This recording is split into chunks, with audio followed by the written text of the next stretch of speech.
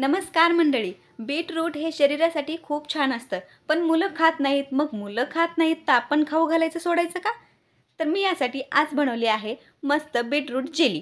Beetroot jelly बनवण्यासाठी मी इथे एक बीटरूट घेतला, त्याची साल काढून त्याला 1-2 मिनटं उकडून घेतला.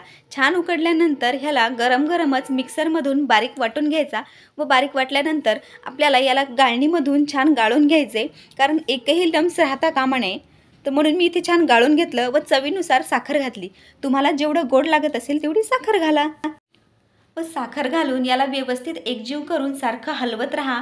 तर मी इथे एका वाटीमध्ये थोडंसं पाणी घेऊन त्यामध्ये कॉर्नफ्लॉवर घातलं आणि कस्टर्ड पावडर घातलं.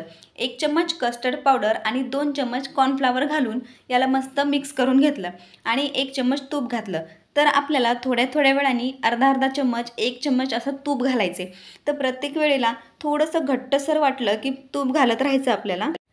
तर इथे तुम्ही बघू शकता एक थोड्या वेळात आपलं बॅटर छान घट्टसर थिकनेस धरतोय. तर इथे खूप छान बॅटर शिजत आहे. तोपर्यंत तुम्ही चॅनलला सबस्क्राईब करा आणि लाईक करा, कारण तुम्ही जर चॅनलला सबस्क्राईब केलं तर माझे प्रत्येक व्हिडिओ तुम्हाला सर्वात आधी पोहोचतील आणि तुम्हाला माझ्या रेसिपी आवडत असतील तरच सबस्क्राईब करा बरं का. तर इथे इतकं छान थिक झालेलं आहे आणि मी टिनला थोडंसं तूप लावून घेऊन त्यामध्ये पूर्ण बॅटर घेतलं काढून आणि वरती छान पिस्ता घालून ठेवला.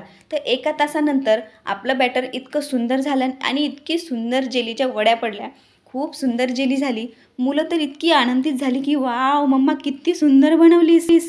आणि कस्टर्ड पावडर घातल्यामुळे याला पूर्ण टेस्ट कुल्फीचं होतं. जी आपण लहानपणी कुल्फी खायचो ना, तीच कुल्फी होते. तर इतकी सुंदर टेस्ट झालेली. तुम्ही एकदा नक्कीच करून बघा. तुम्हाला जर रेसिपी आवडली असेल तर सबस्क्राईब करा, लाईक करा आणि आपला व्हिडिओ शेअर करा. थँक्यू.